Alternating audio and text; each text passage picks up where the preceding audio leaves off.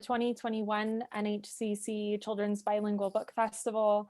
We're so glad you're here. My name is Sutherland Jaramillo, and I'm the AmeriCorps member in the History and Literary Arts program at the National Hispanic Cultural Center. So this event comes to you from the city of Albuquerque, New Mexico, home of the National Hispanic Cultural Center. We acknowledge that New Mexico is comprised of the ancestral and unceded land of 19 sovereign Pueblo nations, as well as 3 Apache tribes and the Navajo Nation. We are indebted to the original caretakers of this land and to the land itself. We are dedicated to engagement with complex issues of history, identity, heritage, and culture. This kind of engagement is at the heart of cultural understanding and promotes a legacy that is dedicated to justice and reconciliation. And we'd like to thank the City of Albuquerque, New Senda Credit Union, and Artful Life for their generous support for the festival. So during the presentation, we'll mute participants and close the chat until the Q&A time, unless otherwise indicated. And this session, as I mentioned, will be moderated by Dr. Patricia Perea and I.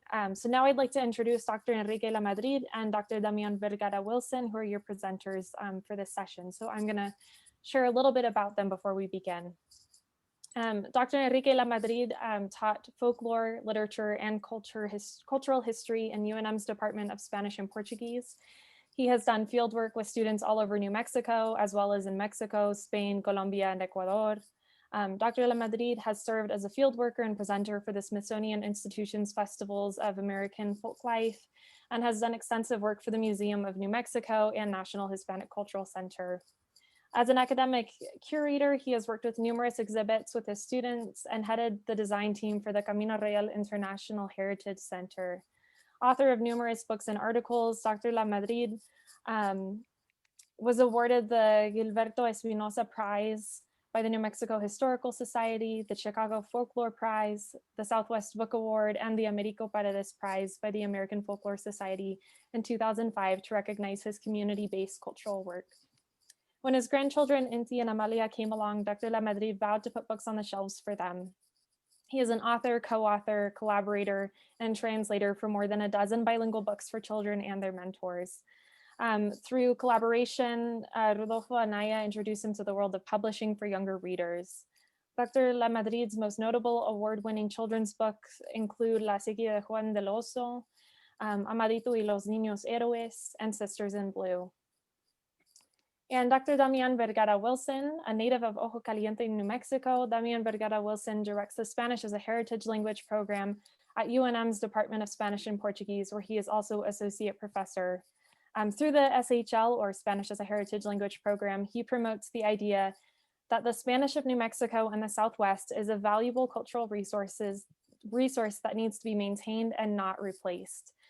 Bringing culturally relevant materials into the classroom is part of his mission, and the rich array of children's literature in Spanish is an important resource for learners, even at the college level. When not directing the SHL program, he teaches and conducts sociolinguistic research on the Spanish of New Mexico. So welcome, Dr. Lamadrid and Dr. Wilson. We're so happy to have you. Great to be here. Thanks for having us. Buenas tardes a todos.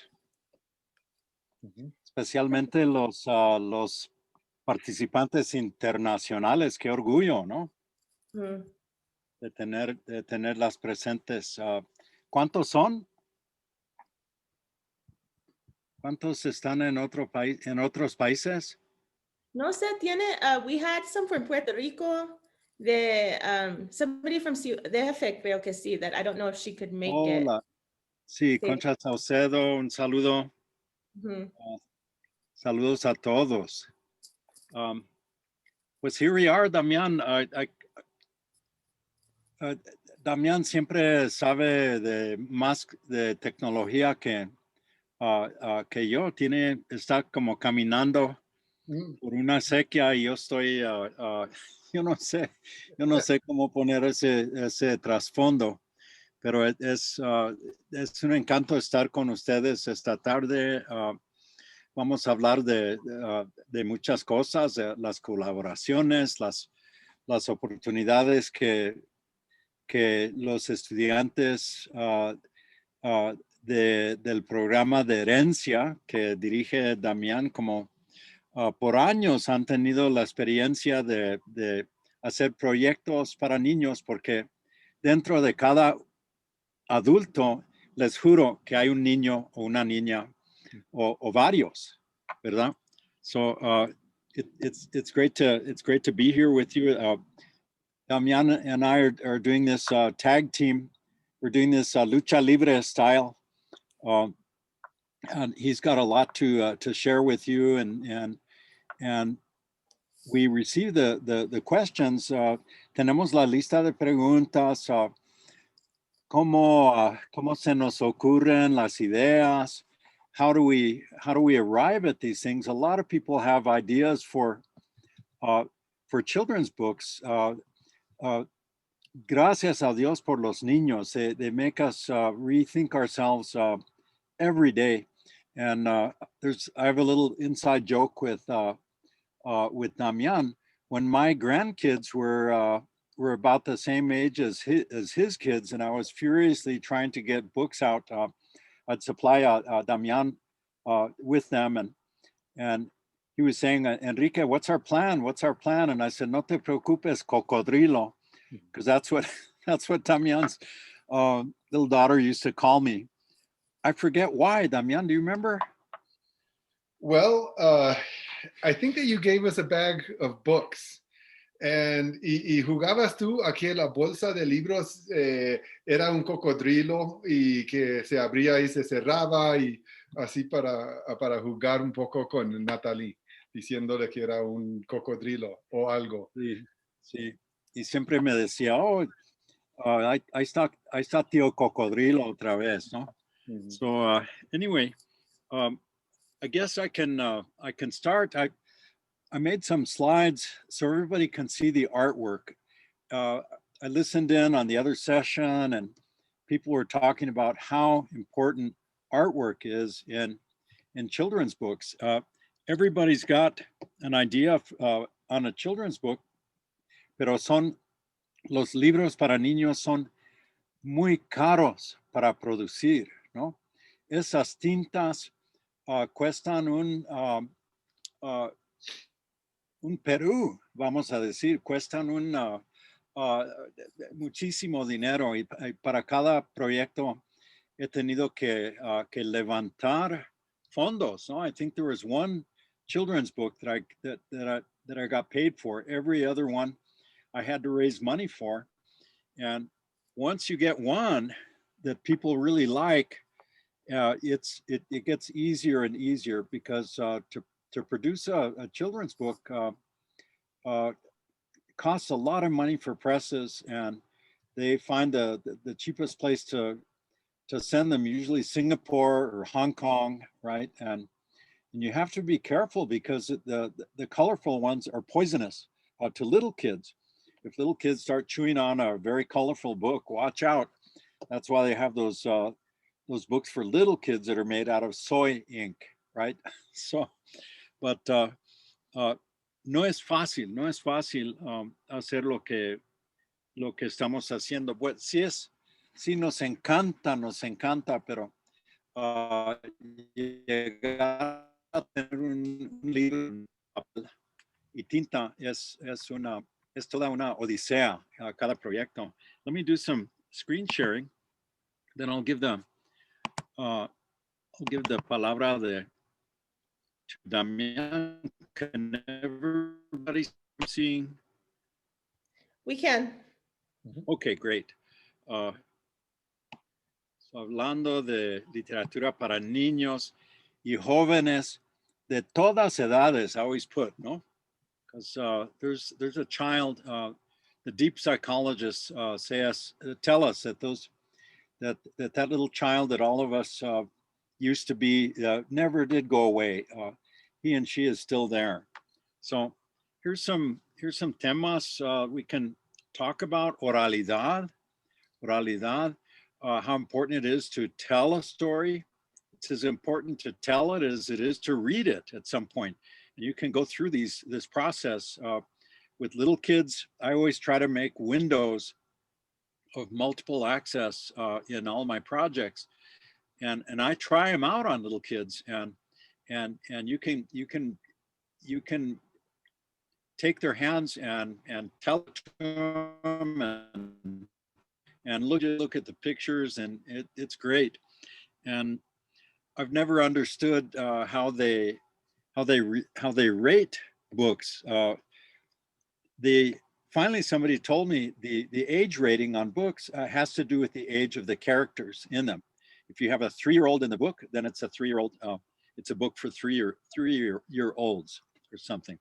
But anyway, las mitologías, los cuentos, leyendas, la familia siempre tiene que estar presente, la cocina, la comida, costumbres, historias. Esta es una crítica, hay mucha crítica muy interesante sobre la literatura de niños, and sometimes we really take a hit. We'll talk about Juan del Oso in a minute. He's the guy. His dad really is a bear. His dad really is a bear. So some teachers in Las Cruces accused us of promoting bestiality at UNM Press. So anyway, superar la edulcorada pátina de ñoñería que enaniza la literatura ha de neutralizar el oxidado hábito de reducirla a ser mero instrumento de moralinas y recetas pedagogizantes y empobrecedoras. Ha de constituirse en caballero andante que batalla en el campo nada infantil de las cruzadas de la industria editorial y las redes del consumo. You can probably tell this person is from Peru. The Peruvians really like to write like this. And so she's criticizing what happens in a lot of children's literature. It's not really for the kids. It's about adults kind of teaching stuff to kids, and you have to watch out for that. You'll notice a lot of the bestsellers are about little kids. I saw one the other day. It's this book of all the animals and their farts. ¿Qué tipo de pedo tira un dragón? Los pájaros tiran pedos también. And this is the kind of, you have to remember that the kids love scatological humor. So comencé, como les dije, con Rodolfo Anaya, un maestro de cuestiones mitológicas.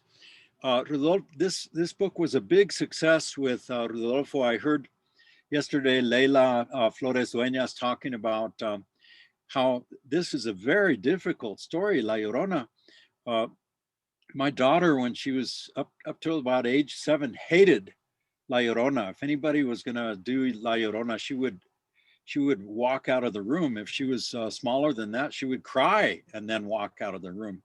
But Rodolfo was able to extract the theme of infanticide and still keep it true to the story of La Llorona. She doesn't actually drown her children. She makes some mistakes.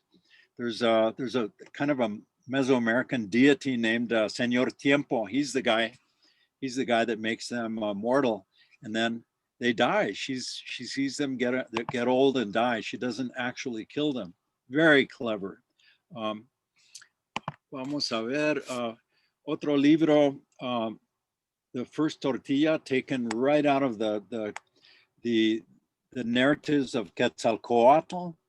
This is after he burns himself up. It turns all the different kinds of maíz into different colores, and it's very, very informed by Mesoamerican mythology.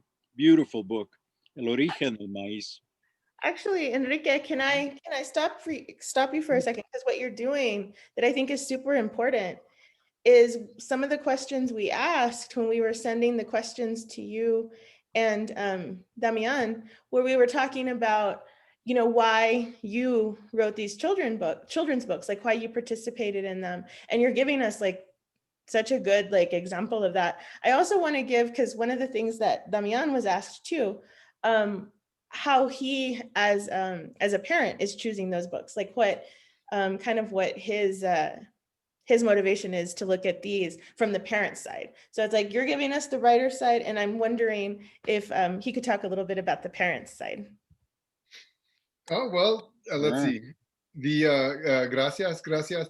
So from a parent's perspective, I mean, these books are a lifesaver, because, son libros tan ricos, I remember, this book came out when my kids would still sit with me and I could read to them.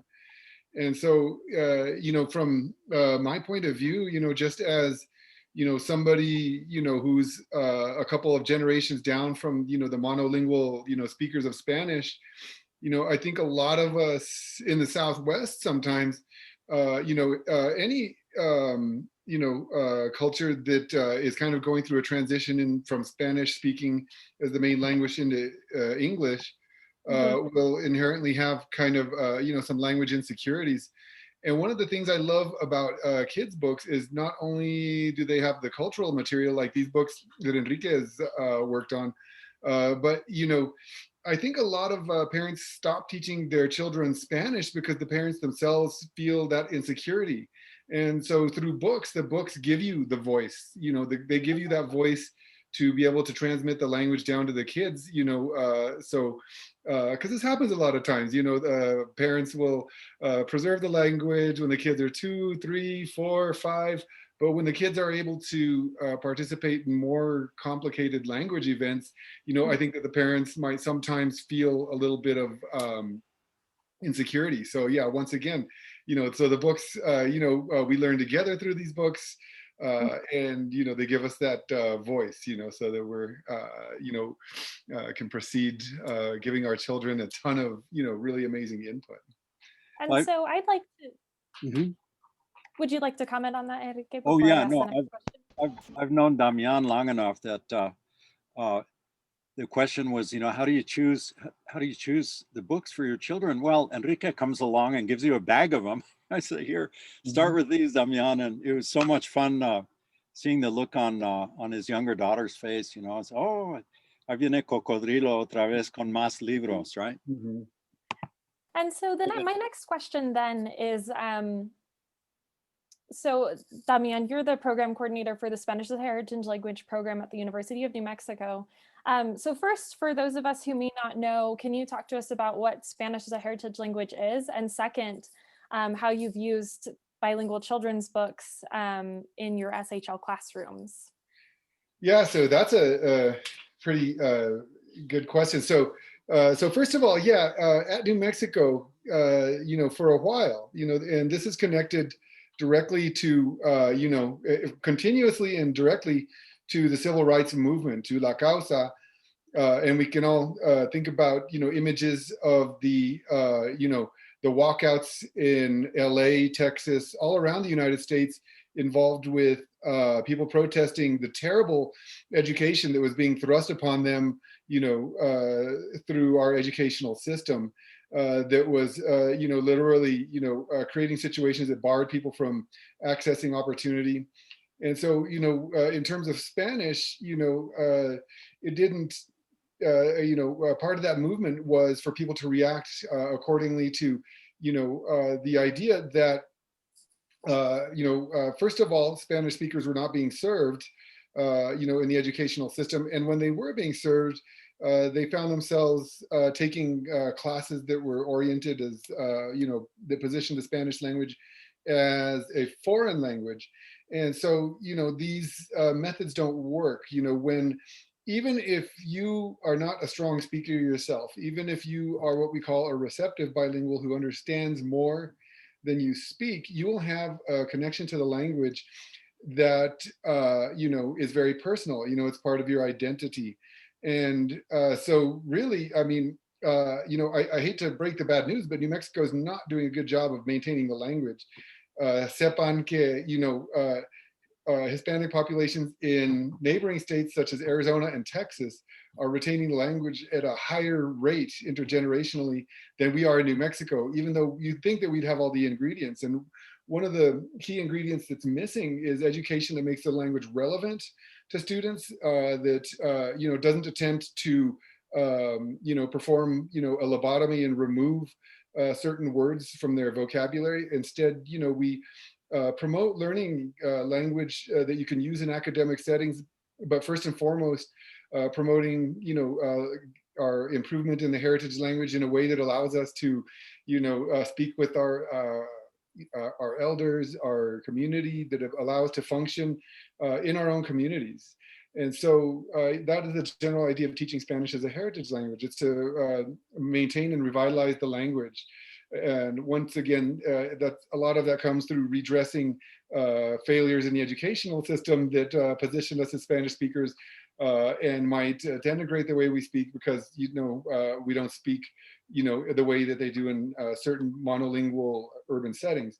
And so, so children's books. Okay, so all that said, there are not a lot of textbooks that serve heritage language learners who have that, cultural connection to the language. And so, invariably we found that books that were published, textbooks, commercially published textbooks for heritage language learners would invariably have a section in them that would say something like, Asina es una palabra que escuchas en la comunidad, pero es de suma importancia evitar esa palabra fuera de esas comunidades. And, so in a way, it's like trying to make students aware that there are other words that they can use, but at the same time, it denigrates the language terribly. And, at the time that I came into this job, Enrique was actually chair of the department. And, I felt like that was a time of really, it was like the Renaissance. It was like the golden age of the Spanish as a heritage language program. And, we were doing all kinds of creative thinking. And one of the ideas that we had was, instead of a textbook for our second level, we turned to children's books. And so, children's books, especially, some of the ones, not the ones like, Clifford the Red Dog or, really basic ones, but a lot of these books, if you look at like Piñata Press, UNM Press, and a lot of these other presses are publishing books that are tremendous cultural resources. And the cool thing is, if you show them to students in a college setting, in a second semester class, they are such amazing input because, we can all think about textbooks that, have these painfully boring, bits of text in them. And so what the kids' books do is, they're interesting. They contribute to your cultural competence. Like this book that we're looking at right here is just a fantastic piece of, cultural material. And also they're written in a way, and this is hugely important, that is meant to be read out loud. And I was scribbling down the word orality. And so they're directly connected to the way that we speak, so they're very accessible. And so for the second level of our program, one of the biggest goals is for students to improve their ability to narrate events in the past. And essentially that's what a lot of these kids' books are all about.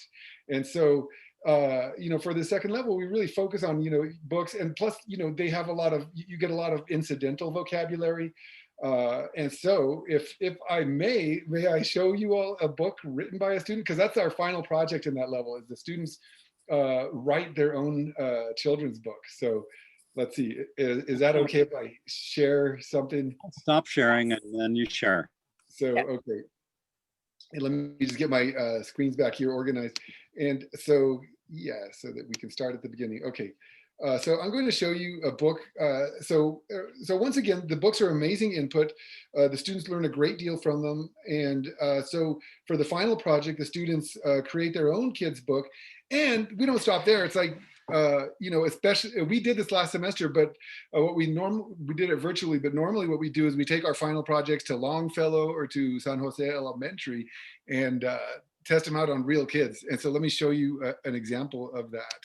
And so this book right here was written by Pedro Antonio Marquez, who was a student in our program, and it's called Corrido de Amistad. And so we have Arturo y Amadeo eran mejores amigos desde el primer momento en que se conocían. Vivían en Albuquerque, Nuevo México.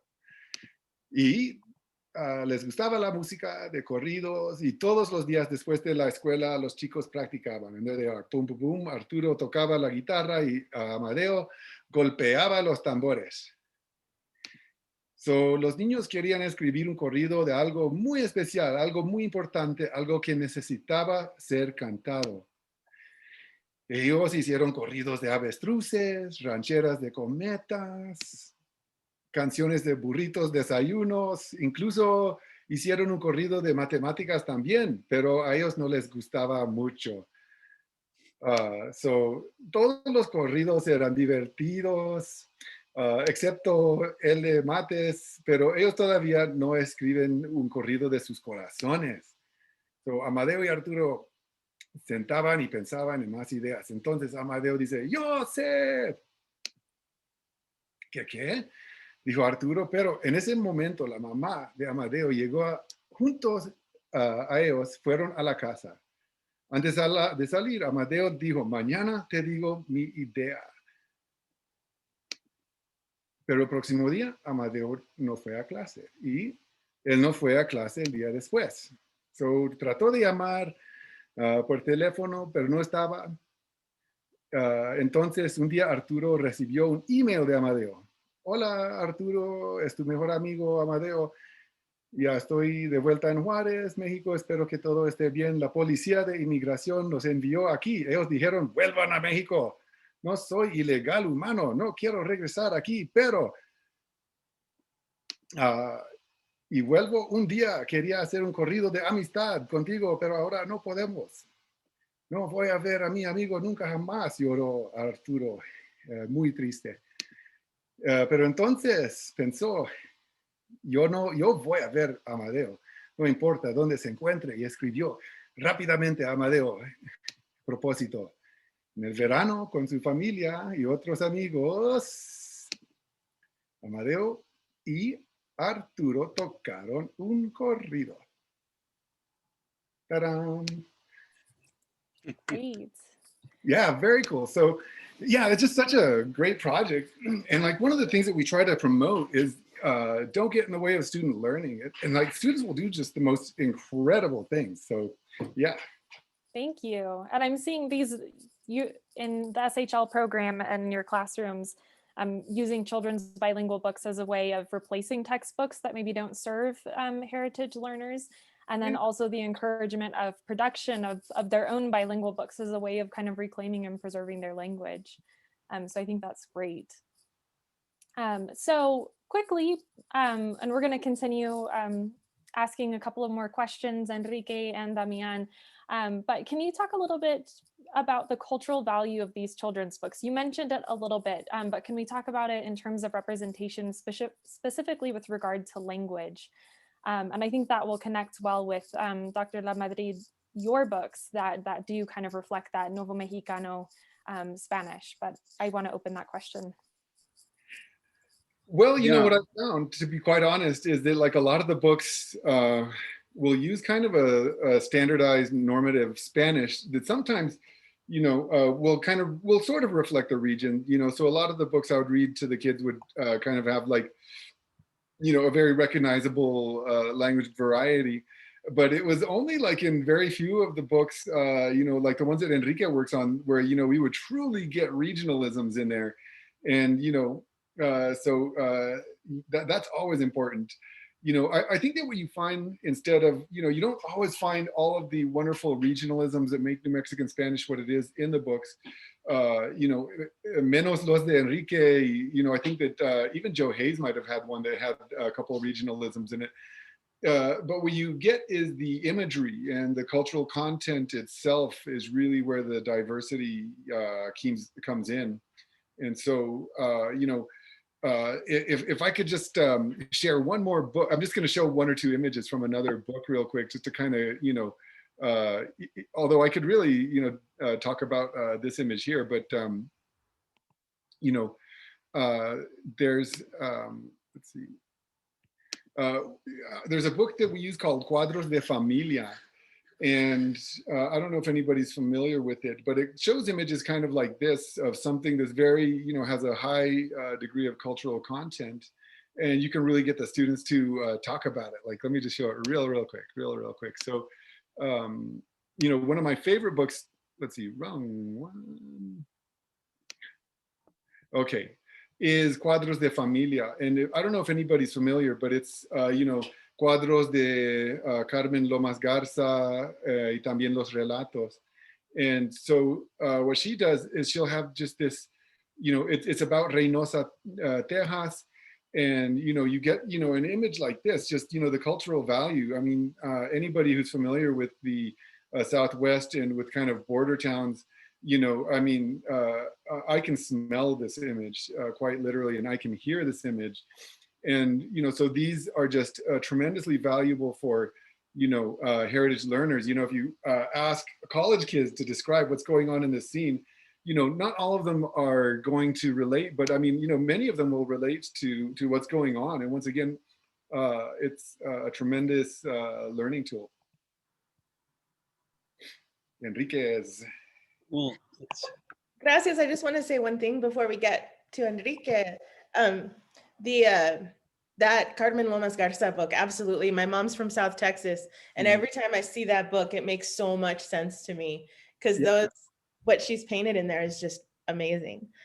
For Dr. Lamadrid, though, one of the questions I had, and it's because Dr. Vegara Wilson just kind of mentioned it in, talking about Spanish as a heritage language, what kind of issues, when you were writing these books that you're showing us, these beautiful covers, what kind of issues were you coming across or kind of dealing with when it came to translation?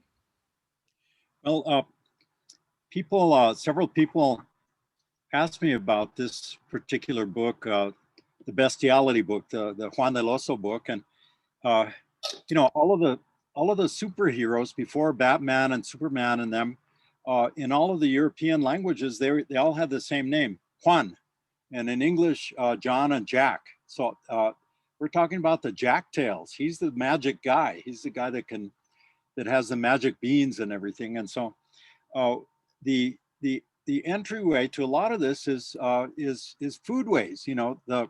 There are lists. That, by the way, is the famous waterfall acequia in Chacon, New Mexico. It's taking water from the Rio Grande watershed and putting it into the Mississippi watershed.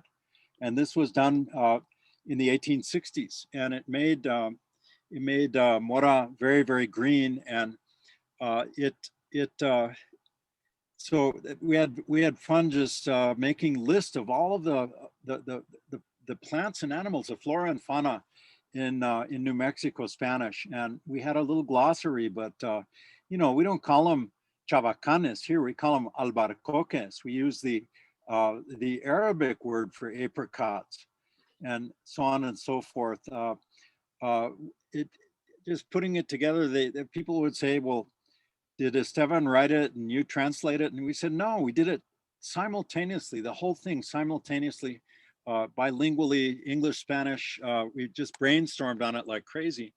And here's Juan del Oso when he's an old guy telling the kids in Mora, how did these acequias get here?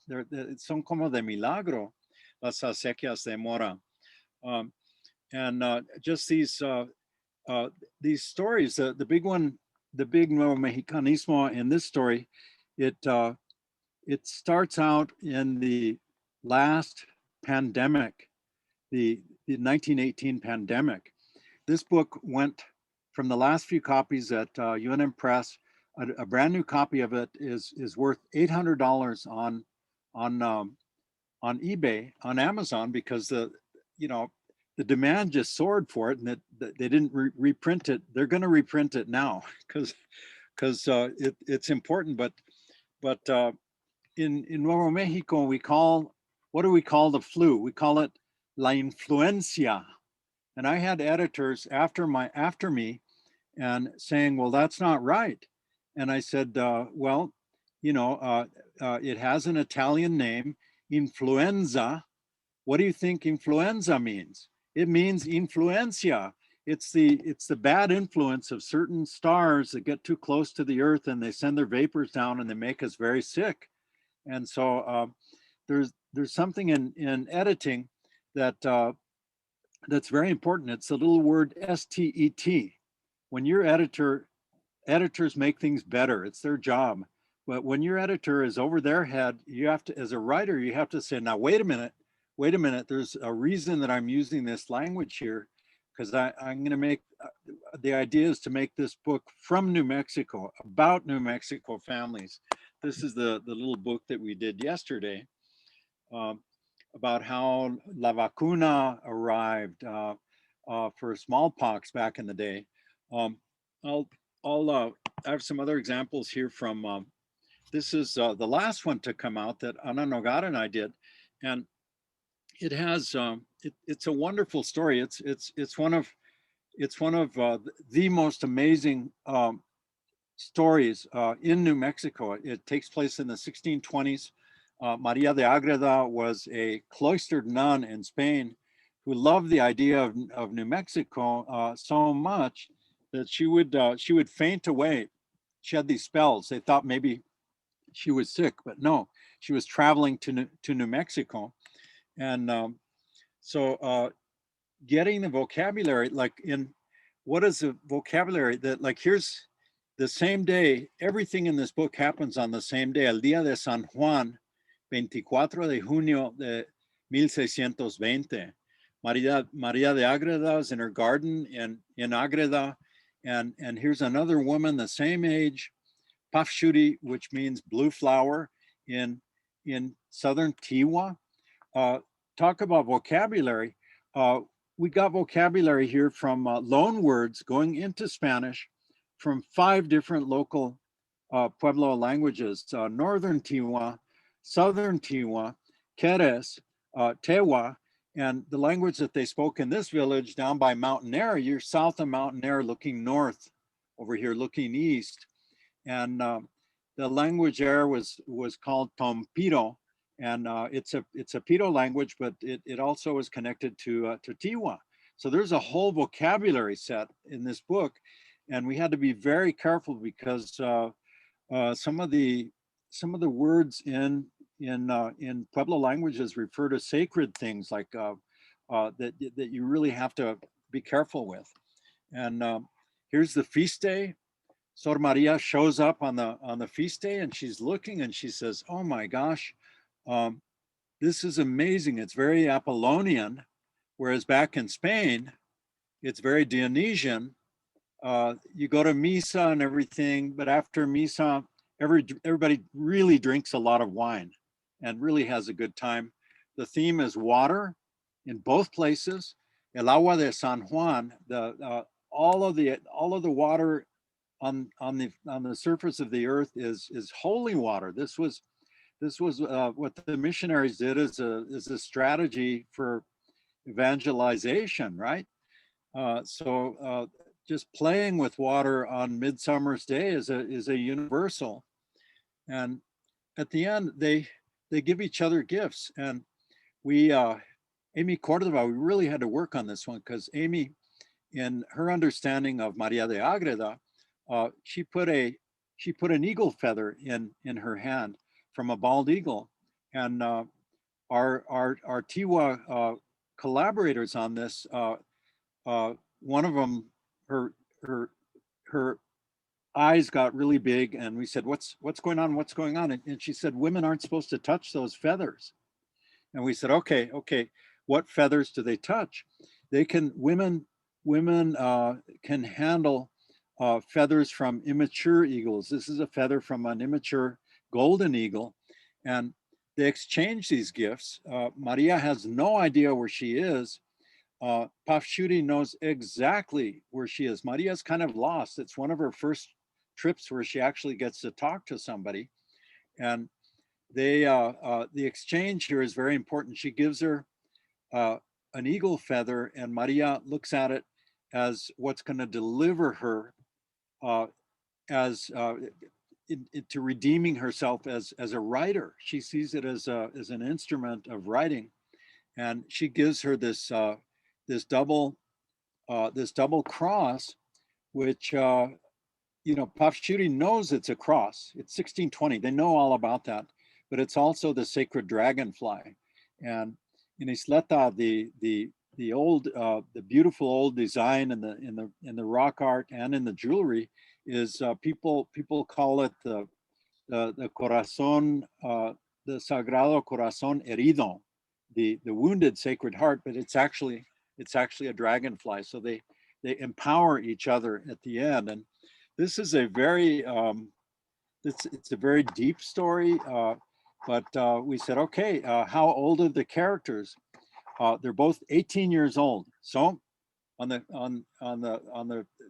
the advertisement for the book, we put for 18 years old, for adolescent readers, and it has a serious historical essay by Ana Nogar. So that's just a little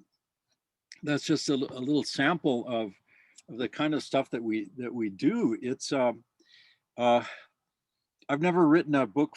Maybe someday I'll write a book for 3-year-olds, but my grandkids are getting older, and they're going to be understanding these incredible stories that we have all around us, and so vocabulary is just a big part of this, and of course it's coming into Spanish. How do you call popcorn? ¿Cómo se dice? ¿Cómo se dice popcorn donde crecieron ustedes? Ese maíz se llama palomitas de maíz. You know what we call popcorn in Spain? I mean, in Taos? Maíz pinini. Maíz pinini, that's the Tiwa word. And what do you call the wild plums? We don't use ciruelas. In Spanish, we say ciruela pululu. Pululu, they're these beautiful Tiwa words, and they're all in there. We had so much fun checking them out, making sure they're okay, getting them in there, getting the Nuevo Mexicanismos in there from 5 different languages. And anyway, just part of the work that we do with this. Thank you, Enrique. Thank you. Thank you so much. So one of the things that I think is bringing us together, both of you, when it's coming to the things you're talking about, and I'm hoping in the audience, people will have these questions, but in the panel that preceded you, we were talking about Nahuatl, English, and Spanish. And then in what you just talked about, Enrique, there's Tewa, Spanish, and English, también. But for Damian as well, because you brought up sort of your student and then thinking about Spanish as a heritage language, I'm wondering for people in the audience, if anybody has questions about what it means to come back to Spanish as adults, or, as a little bit older, maybe you didn't grow up fluent, or maybe the kind of Spanish you grew up fluent in isn't considered good Spanish. So we have 2 professors here who kind of dedicate their careers to talking about there's no such thing as good Spanish. So I'm wondering if any of you have that question out there, because it's something that we've been getting in a lot of our panels, and I think we should talk about it. Anybody have anything for that? Or the little ones? What about you all who are here? Did you grow up bilingual? Are you learning it now? I think we might have to unmute people. Let's see. That's what it is. They should be able to unmute now. Okay. So, anybody have questions to that? Let's see. I don't want to call on anybody. I don't want to take over in that professor way. Yeah. Oh, no, but like I was saying, they really do, sometimes, we do feel those little insecurities. And I remember, probably, I used to take classes with Enrique Lamadrid, and, which is definitely one of the reasons I'm here. And, I remember going home and, it'd be hilarious because I'd be like, okay, puedo hablar de la teoría literaria, puedo hablar de estas tradiciones. And then I'd be like, I want to ask my kid to pass me the spaghetti strainer. And I'd be like, pásame la cosa esa. And so, kids' books are a really great way to ground people, especially those of us who, porque como niño de niño hablaba, and then I forgot my Spanish kind of like many of us do through the educational system. And then, getting it back, was kind of a huge mission in my life. Mm-hmm. And, so the kids' books are great because then you get all the great vocab that's just around you in your daily life sometimes, Mm-hmm. instead of like discussing all these, you know, linguistic theories in Spanish. And then, you know, if you can't say doorknob, you know, you know, the kids' book, they really ground you as a learner.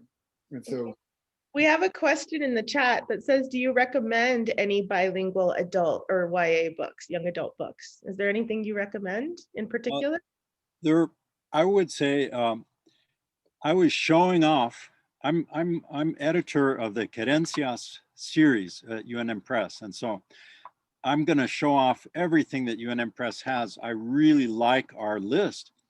I would say go to Arte Publico Books at the University of Houston, and they have a series there called Piñata Books, and they've got hundreds of titles, and I mean hundreds of titles, and they've got them from all the different Latinidades. They've got Dominican books, and they've got Cubano books, they've got Puerto Riqueño books, Mexicano books, and Chicano books.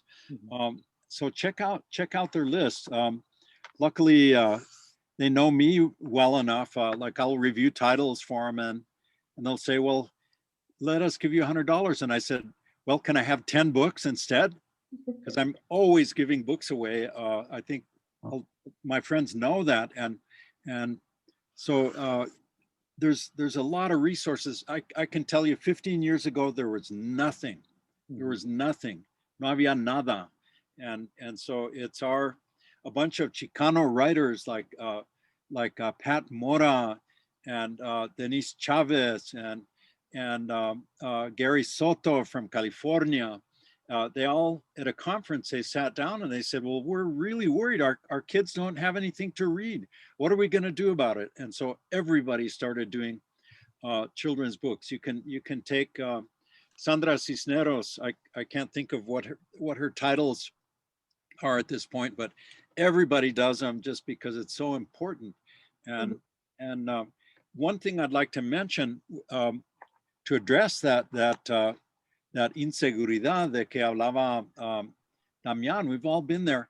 I don't happen to know anybody that's not a heritage learner. I'm a heritage learner. My grandkids are symmetrical bilinguals. Well, they speak American English, Peruvian Spanish, and Norwegian because they live in Oslo, right? But I grew up an English dominant bilingual. My brother and I, our job in the family was to translate for abuelita and for my aunts who they've now been here 30, 40 years in this country. Somos inmigrantes. We're from a diaspora Iberian family fleeing the Spanish Civil War and all that murderous stuff going on in Spain. And so aquí estamos. And so I was a passive bilingual, and so what I had to do in my education is activate that. I am a heritage student. The only people, I don't know anybody my age. I'm post-war, 1948. I don't know anybody my age that's a symmetrical bilingual from New Mexico, except maybe some people up in Las Vegas I know. But what's the remedio for it? Rudy and I worked very, very carefully on that, on including code switching in all of the little books that we did together. And he would get after me because he'd write them in English and code switch into Spanish, but we'd brainstorm on them. I'd get the Spanish down and he says, Enrique, there's no code switching into English. We have to sit down and take every opportunity. This makes kids feel more comfortable around both languages to get that code switching in there. Que no?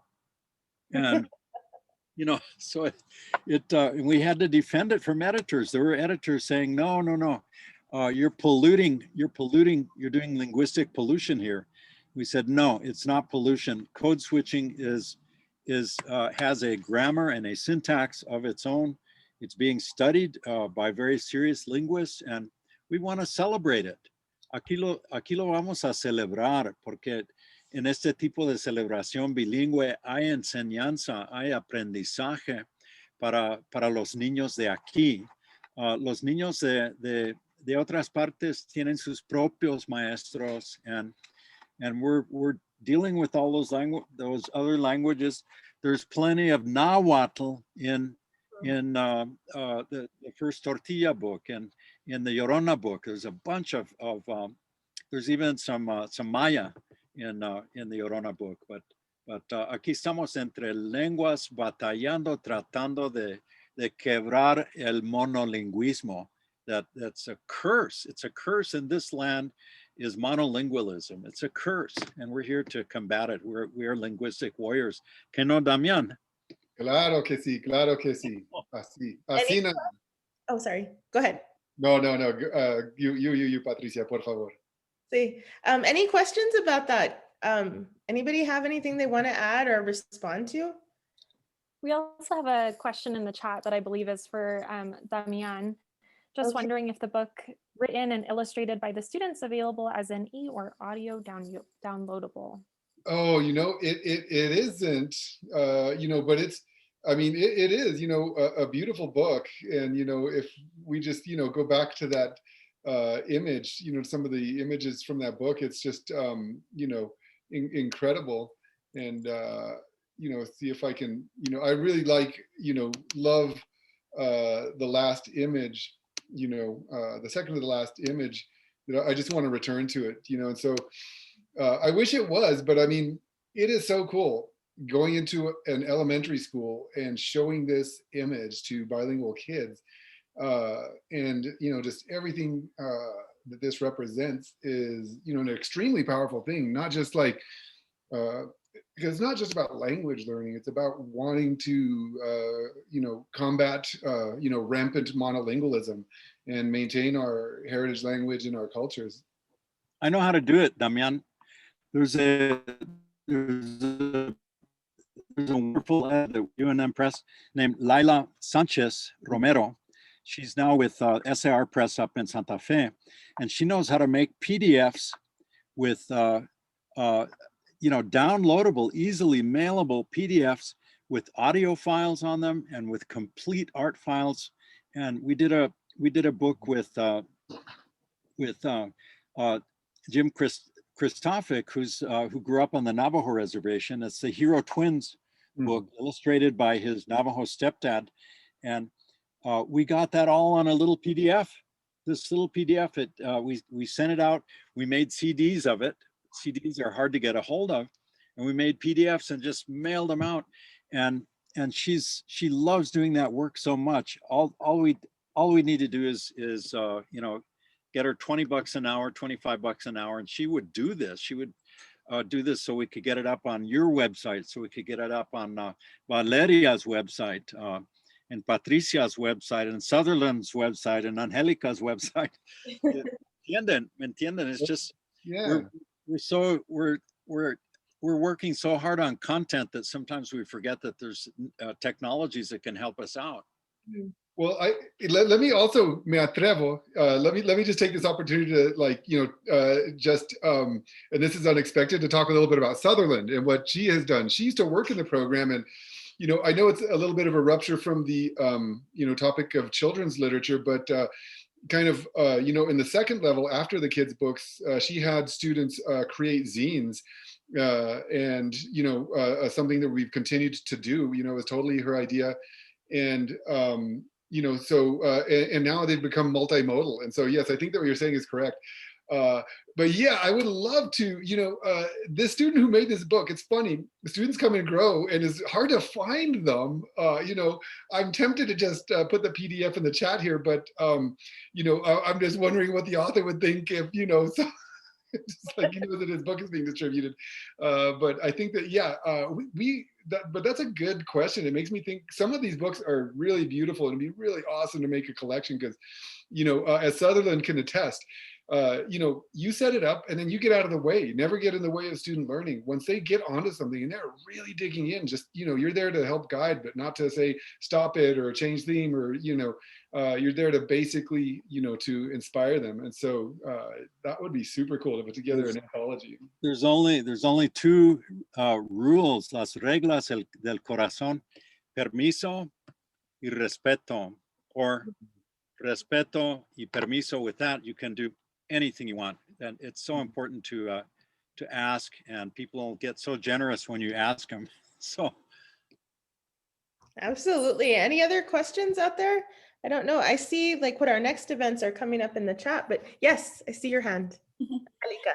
Hey, I had a question. I know Damian had mentioned that during the book creation project that he encountered some accidental vocabulary, but then he never got to explaining the accidental vocabulary he encountered. Well, it's images, you know. Well, first of all, just reading, you're always going to learn more vocabulary when you read, you know. But, you know, a lot of it is through the images is what I mean by the incidental vocabulary. So like, you might not know a certain word, you might not know the word cascabel, for instance. You might not know that that's a rattlesnake, but if you're reading a book and you see a cascabel there and you read the cascabel lo iba a morder, you're like, that must be a rattlesnake. So you get like, so it's, and cognitively, you know, that's a much more effective way of learning vocabulary.